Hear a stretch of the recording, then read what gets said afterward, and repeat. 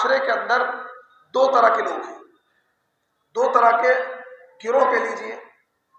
ایک گروہ وہ ہے جس نے شب برات کا بالکل انکار کر دیا، وہ کہتے ہیں اس کی کوئی فضیلت نہیں ہے، کوئی حقیقت نہیں ہے، بے بنیاد ہے، بے اصل ہے۔ یہ طبقہ بھی غلطی پر ہے، کیونکہ کسی بھی چیز کی حیثیت کو آپ بالکل سرے سے نہیں نکال سکتے۔ ہاں یہ الگ بات ہے کہ جو چیز جتنی ہے اس کو اسی حد میں رکھنا، اس سے بڑھانا نہیں، اس سے بڑھانا نہیں ہے، نہ گھٹانا ہے۔ کچھ لوگ وہ ہیں جنہوں نے شب برات کی اتنی فضیلت گھڑی کہ اس کو شب قدر سے بھی آگے پہنچا دیا، اور اس رات کے تعلق سے کچھ نئے نئے عمل ایجاد کر لیے، کچھ نئی نئی نمازیں ایجاد کر لی کہ آپ 2 رکعت نماز اس طریقے سے پڑھیں گے، اتنی مرتبہ سورہ فاتحہ پڑھیں گے، اتنی مرتبہ قل پڑھیں گے تو 700 سال کی نماز معاف ہو جائے گی، یا اتنے 100 سال کی عبادت کا ثواب ملے گا۔ یہ طبقہ بھی غلطی پر ہے، یہ طبقہ بھی غلطی پر ہے۔ ان دونوں کے درمیان جو راستہ ہے وہ یہ ہے کہ شب برات کی فضیلت کا انکار نہیں کرنا ہے، اور شب برات کی فضیلت کو حد سے زیادہ بڑھانا بھی نہیں، حد سے زیادہ بڑھانا بھی نہیں۔ جو لوگ یہ کہتے ہیں کہ شب برات کی کوئی فضیلت نہیں ہے، ان کے لیے جواب یہ ہے کہ 10 صحابی ایسے ہیں کہ جن سے شب برات کی فضیلت کے تعلق سے روایات مروی ہیں۔ 10 کتنے صحابہ ایسے ہیں؟ 10 صحابہ ایسے ہیں جن سے شب برات کے تعلق سے، شب برات کی فضیلت کے تعلق سے روایات مروی ہیں۔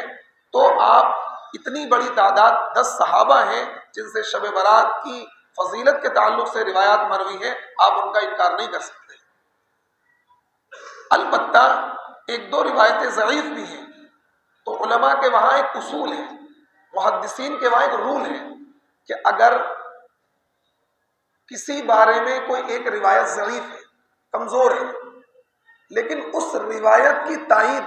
دوسری حدیثوں سے ہوتی ہے تو اس روایت کا ضعف ختم ہو جاتا ہے، اس کی کمزوری ختم ہو جاتی ہے۔ اس کو آپ یوں سمجھیں، ایک مثال سے سمجھا رہا ہوں۔ مثال کے طور پر کوئی ایک بات ایسا بندہ کہہ رہا ہے جس کی بات پر لوگ یقین نہیں کرتے، مطلب غیر معتبر آدمی، لیکن اسی جیسی بات جو کہہ رہا ہے 10 آدمی اور کہہ رہے ہیں، تو اب آدمی ماننے پر مجبور نہیں آ، اس کی بات پر تو یقین نہیں، لیکن جو بات یہ بندہ کہہ رہا ہے وہی بات 10 لوگ اور کہہ رہے ہیں، تو اس کی بات کو ہمیں 10 لوگوں سے مضبوطی مل گئی۔ تو اس کو اسی مثال سے میں سمجھانا چاہ رہا ہوں کہ ایک روایت ضعیف ہے، لیکن اس ضعیف روایت کی تائید میں دوسری دیگر روایتیں بھی ہیں، تو جس سے اس روایت کی کمزوری ختم ہو جاتی ہے۔ تو کہنے کا مطلب یہ ہے کہ شب برات کی فضیلت تو ہے، اس سے انکار نہیں ہے، لیکن شب برات کو شب قدر پر فضیلت دینا، یہ شب برات میں کچھ چیزیں اپنی طرف سے ایجاد کر لینا، یہ جائز نہیں ہے۔ شب برات میں ہمیں کیا کرنا چاہیے؟ کیا چیزیں حدیث سے، قرآن سے، صحابہ سے ثابت ہیں، وہ میں آپ کو بتاؤں گا۔ شب برات یعنی مغرب سے لے کر جیسے ہی سورج غروب ہوتا ہے 15ویں شب شروع ہو جاتی ہے، اور سورج کے طلوع صبح صادق تک اس رات کی فضیلت ہے، اور اللہ تعالیٰ کی طرف سے اسپیشلی طور پر، خاص طور پر یہ اعلان ہوتا ہے الا هل من مستغفر،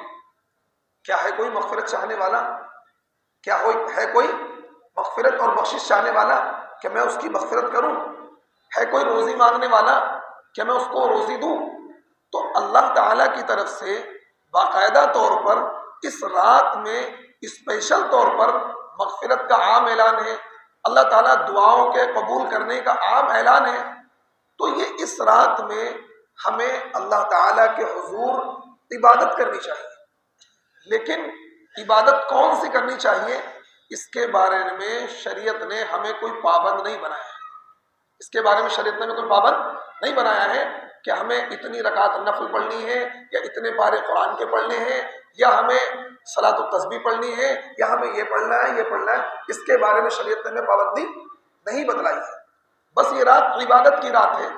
آپ کوئی سی عبادت آپ اس رات میں انجام دے سکتے ہیں، آپ نوافل پڑھیں، آپ صلاۃ التسبیح پڑھیں، آپ قرآن کی تلاوت کریں، آپ تہجد کے وقت میں تہجد پڑھ لیں، آپ ذکر کریں، تسبیحات پڑھیں، قرآن کی تلاوت کریں، اللہ کے سامنے روئیں گڑ گڑائیں، اور اللہ ذکر خفی کریں، ذکر بالجہر کریں، کوئی سا بھی ذکر کریں، کسی بھی طریقے سے اللہ کو یاد کریں، کوئی بھی ایک طریقہ شریعت نے متعین نہیں کیا ہے۔ لیکن اس رات میں شبینہ کرنا، نفل کی جماعت کرنا، صلاۃ التسبیح کی جماعت کرنا، یہ قطعاً ناجائز ہے، یہ قطعاً ناجائز ہے۔